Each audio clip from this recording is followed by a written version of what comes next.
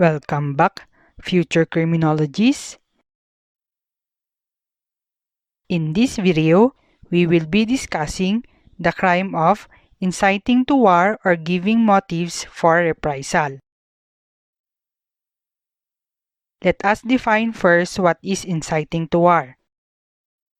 Inciting to war means to invite others to start a war against you. Ito ay pag-uudyok sa digmaan or paghahamon ng digmaan o gera. How about reprisal? Reprisal means an act of retaliation. Ito naman yung paghihiganti o pagganti.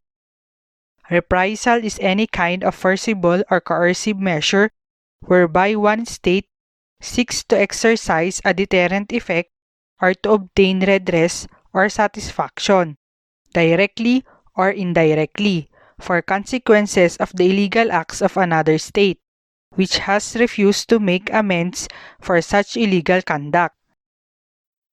Halimbawa, si State A may nagawang mali kay State B. Si State B naman gumanti kay State A. Ang ginawa ni State B ay reprisal or retaliation. So what is then the crime of inciting to war or giving motives for reprisal? According to Article 118 of the Revised Penal Code, inciting to war or giving motives for reprisal is a crime committed by any public officer or employee or any private individual who, by unlawful or unauthorized acts, provokes or gives occasion for a war involving or liable to involve the Philippine Islands or exposes Filipino citizens to reprisals on their persons or property. Ito ay maling pagtrato ng mga Pilipino, public officer man o ordinaryong tao sa mga mamamayan o nasyonal ng ibang bansa bilang tao o ang kanilang mga ari-arian na pwedeng mag-udyok ng digmaan o bagay na nagbibigay motibo para gantihan tayo ng kanilang sariling bansa. Extent of reprisals o lawak ng paghihiganti o pagganti. Reprisals are not limited to military action. It could be economic reprisals or denial of entry into their country. Ang lawak po ng paghihiganti ay hindi lang po sa pamamagitan ng military attack, pwedeng economic o pagban sa atin. Halimbawa, sa sobrang galit ng government natin sa mga Chinese, pinagsusunog nila yung mga flags ng China dito.